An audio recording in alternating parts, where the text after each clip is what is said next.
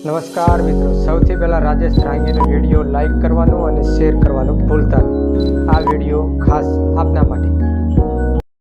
આ માહિતી ધોરણ 3થી 8માં અભ્યાસ કરતા તમામ વિદ્યાર્થીઓ માટે દ્વિતીય સત્રની ત્રિમાસિક કસોટીનું આયોજન સતત અને સર્વાંગી મૂલ્યાંકન અંતર્ગત કરવામાં આવી રહ્યું છે. સરકાર માન્ય તથા ગ્રાન્ટેડ પ્રાથમિક શાળાઓમાં ચાલુ શૈક્ષણિક વર્ષ 2025-26 દરમિયાન આ કસોટીનું આયોજન તારીખ 2 ફેબ્રુઆરીથી 14 ફેબ્રુઆરી 2026 દરમિયાન કરવાનું રહેશે.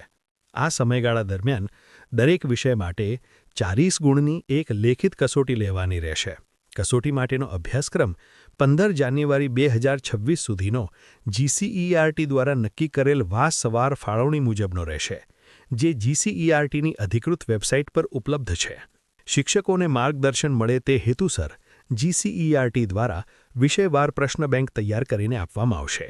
પરંતુ દરેક શિક્ષકે પોતાની શાળાના વિદ્યાર્થીઓની કક્ષા અને ક્ષમતાને અનુરૂપ 40 ગુણનો પ્રશ્નપત્ર જાતે તૈયાર કરવાનો રહેશે. કસોટી લર્નિંગ આઉટકમ આધારિત હોવી જોઈએ અને તેમાં હેતુલક્ષી પ્રશ્નો, અતિ ટૂંક જવાબી અને નિબંધ પ્રકારના પ્રશ્નોનો સમાવેશ કરવો ફરજિયાત રહેશે.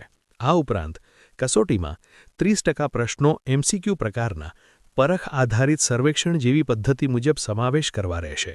ધોરણ અને વિષયવાર પ્રશ્ન બેંક 30 જાન્યુઆરી 2026 સુધીમાં શાળાઓને શિક્ષણ કચેરી મારફતે અટેન્ડન્સ પોર્ટલ પર અને દરેક શાળાના ઈમેલ ID પર ઉપલબ્ધ કરાવવામાં આવશે.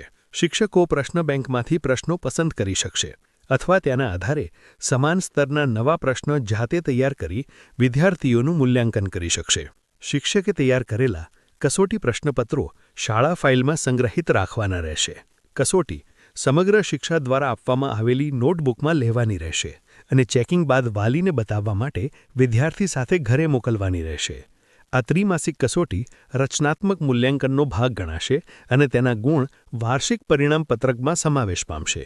દિવ્યાંગ વિદ્યાર્થીઓ અને અન્ય માધ્યમના વિદ્યાર્થીઓ માટે પ્રશ્ન બેંકને સંદર્ભ તરીકે લઈ શાળા કક્ષાએ યોગ્ય રીતે કસોટી તૈયાર કરવાની રહેશે.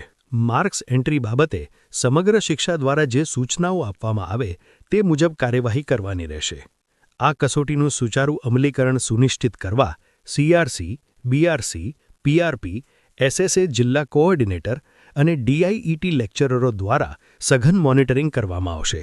તમામ શાળાઓને ધોરણ 3થી 8 માટે દ્વિતીય સત્રની ત્રિમાસિક કસોટી નિયમ મુજબ આયોજન કરવા વિનંતી કરવામાં આવે છે. ધન્યવાદ. તો આવજો, આવા જ અવનવા વિડીયો સાથે ફરી મળીશું. રાજેશભાઈ દ્રાંગીના રામ રામ.